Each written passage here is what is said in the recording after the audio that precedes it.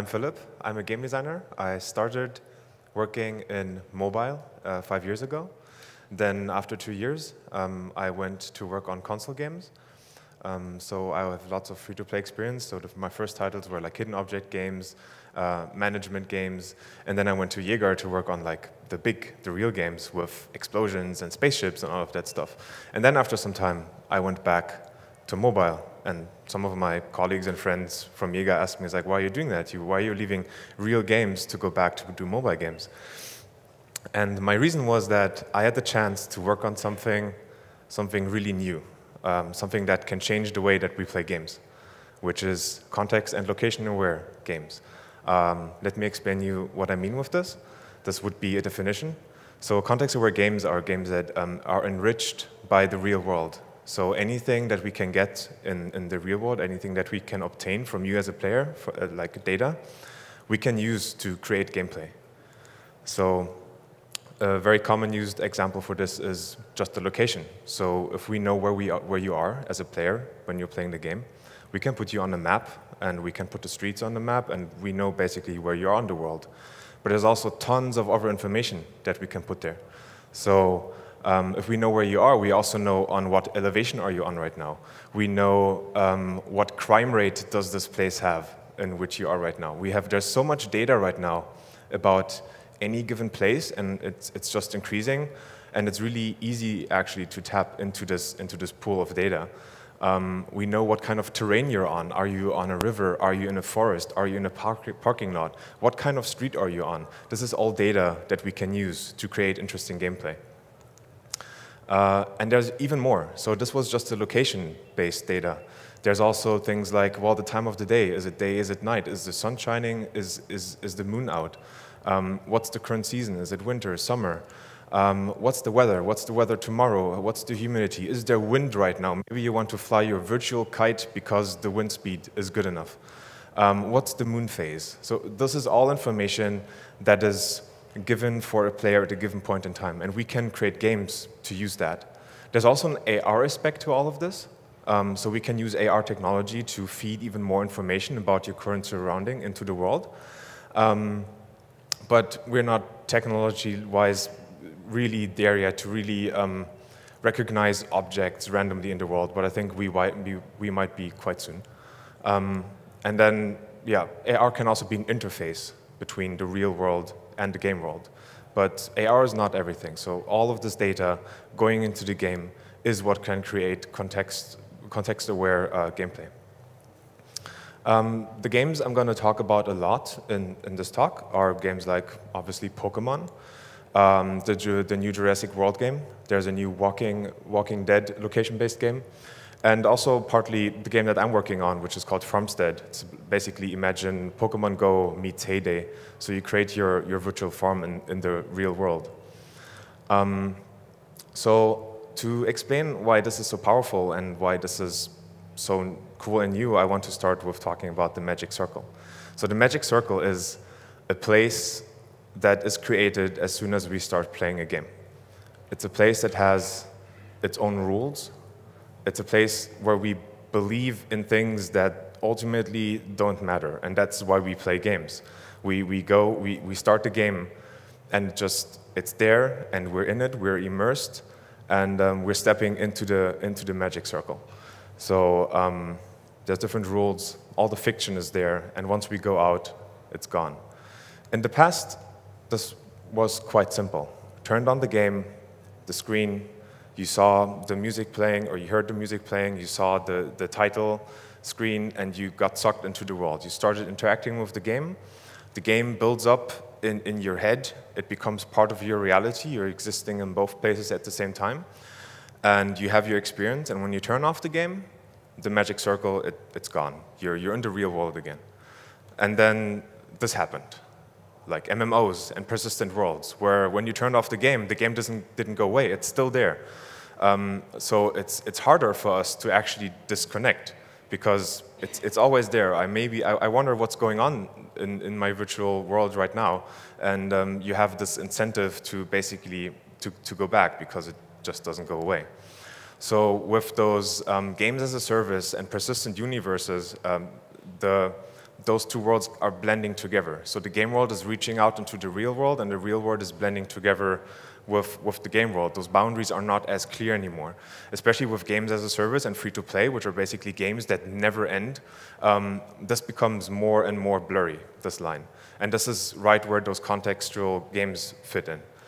Those are some other examples. So fantasy football, right? It's a game that is just using the results of a football match, but you have this layer on top where you buy players, you have this meta game with your colleagues, with your friends. When you're playing this, you're going to check the results. This is like a mix between the real world and the game world.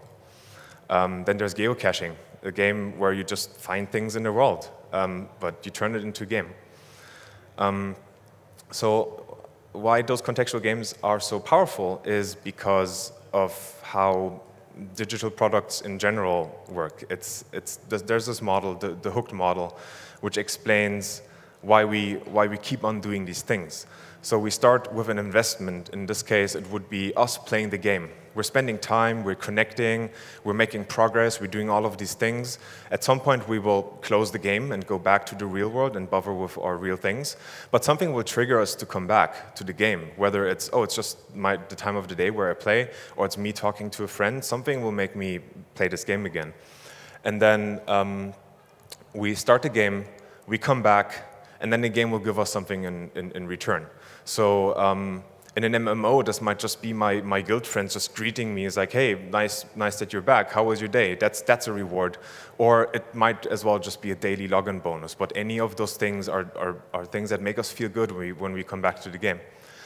And so what we're doing mostly is the game is signaling the players that they should come back with notifications, or you talking to a friend over a game, about a game over lunch. Those are like external triggers that make you play the game or make you start the game. It doesn't really matter if it's mobile or whatever platform.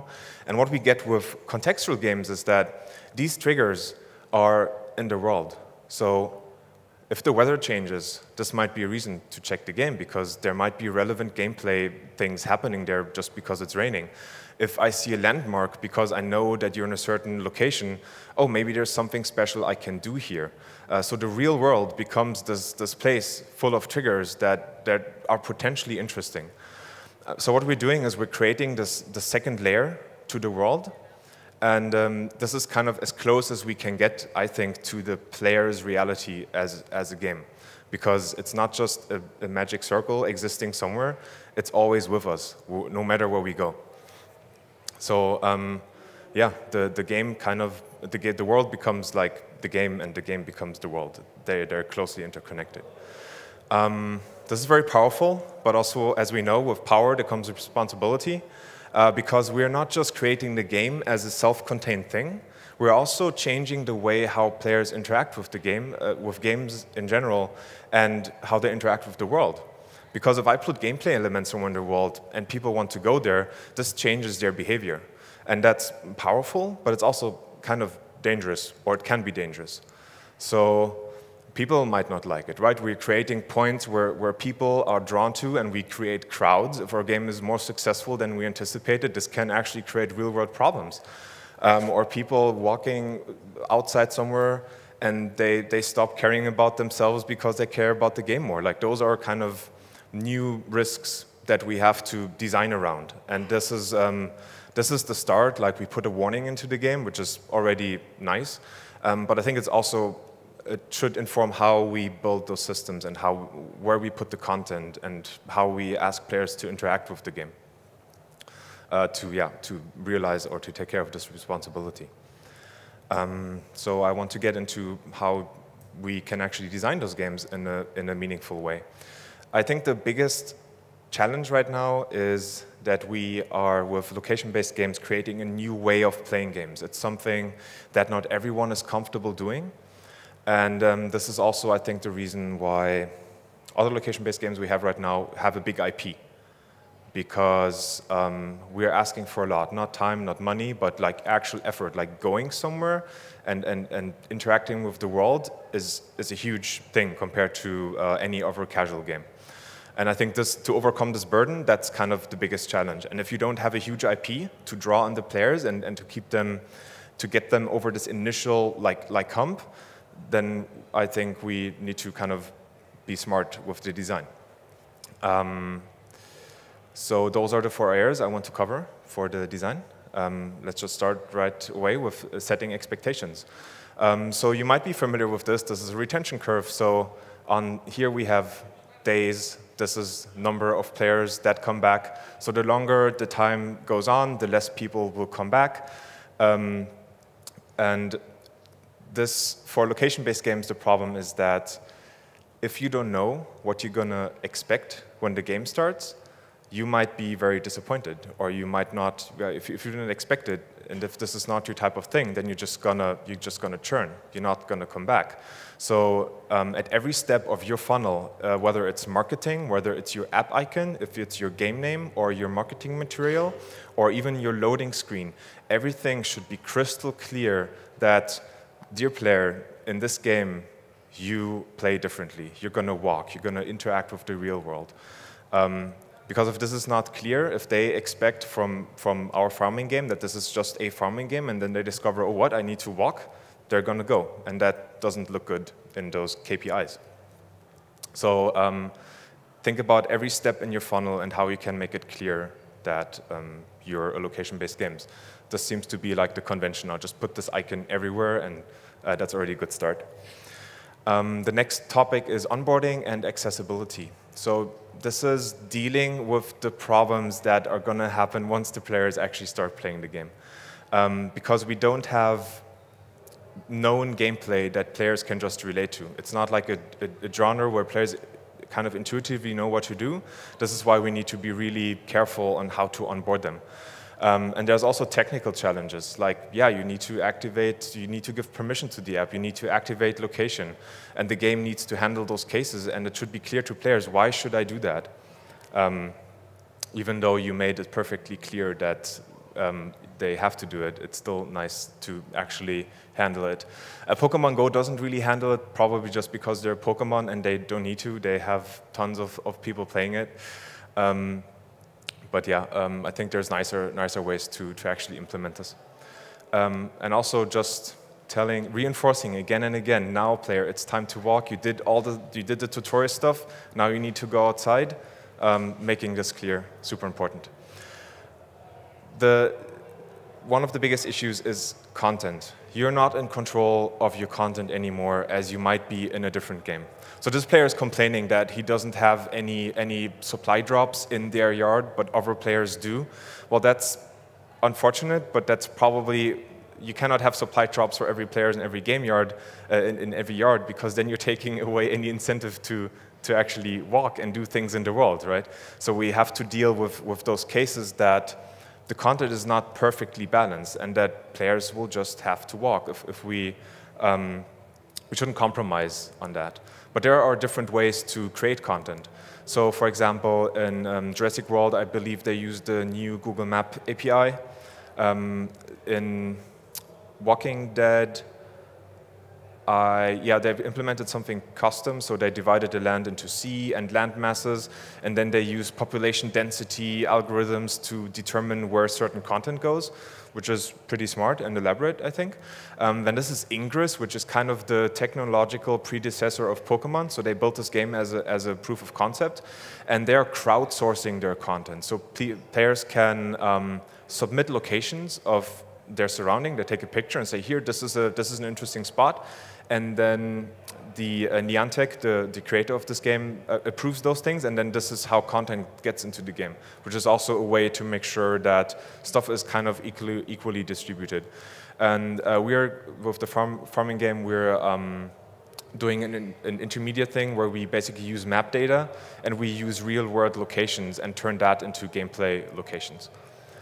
Another important part for the accessibility is, at least for now, I think we have to keep it really casual because, as I said, we're asking for a lot of investment for the players, from the players, and if the gameplay is too complex, we're just making this fragile target audience even smaller, and that's, I think, not what this genre should be doing right now. We should try to reach out and make those games as accessible and casual as possible, because I think there's a huge potential to really make this a thing in the future.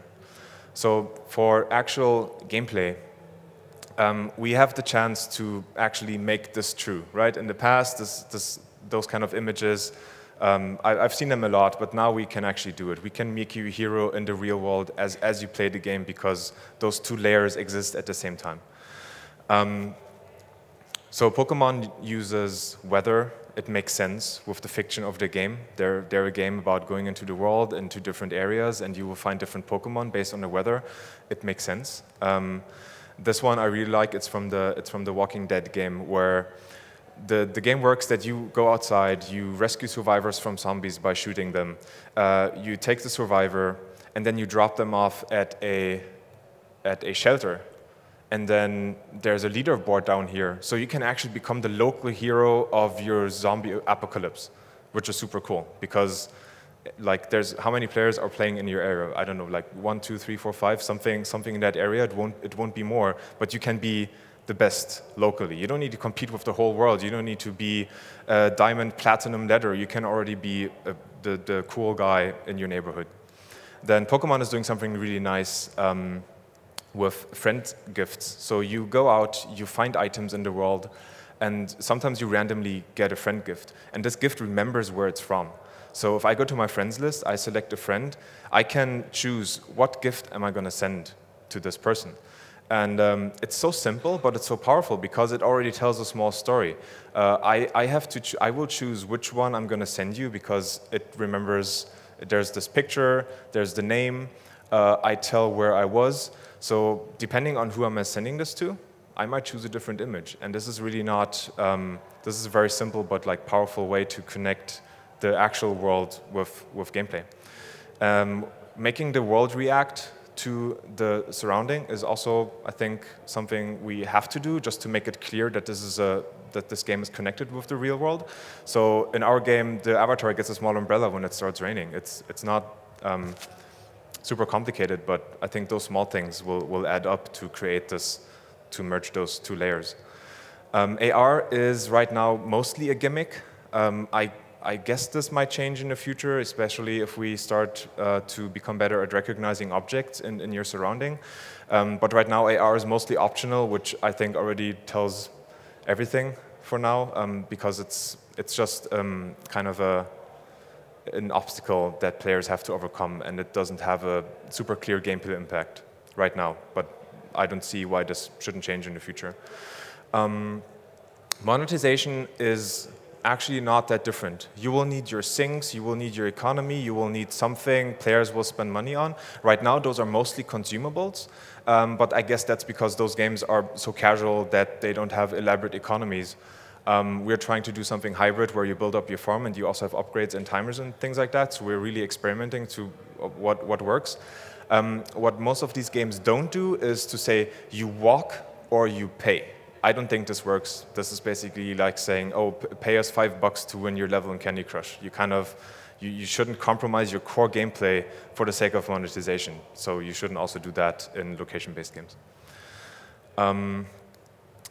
Yes, so this is the design part. I would urge you to, when you create a game, think about what mechanics, what system makes sense to use real-world data. What genres can we play in the real world that makes sense? I think we can do much more than just collecting things. I think we can do quests, we can do building, we can do narrative things. I believe this can be like a really powerful genre, and it turns the world into a playground. And we maybe get something back that we lost when we built like consoles and those things, because we can now play in the real world again. So we can play make-believe, and the real world becomes the game. And yeah, that's what I'm hoping for. Thank you.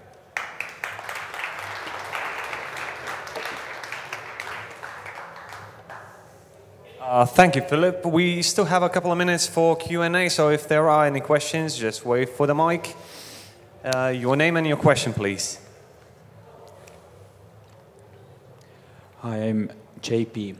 Germany is very well known for very strict approach on data protection. Do you have any tips on how to play with this kind of location-based sensitive personal data in this kind of games in a way that it's comfortable and sustainable also from the data protection perspective?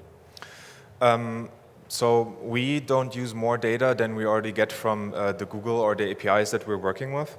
And we, like in our case, we don't do anything else with that data. It's probably hard to explain players that this is actually true, especially right now. I don't know how to solve this except not being evil. That's that's all I can say. Like, don't use more data than you should. Yeah. Anybody else? In the center. Just wait for the microphone, please. Hey, how do you handle player-created content? Player-created content? Player-created content, because if you give player an option to create something in the game that everyone will see, you'll get dick images everywhere. Yeah, I guess how we normally handle it. So we just implemented something where you can give yourself a name. So of course there's a profanity filter. We don't have any user-created content, as in you can upload images or something, but especially for those reasons. It's just, it's a Pandora's box. As soon as you allow players to actually create content in your game, you create this whole set of responsibilities that you now have to take care of, so we're kind of just trying to stay away from that, honestly.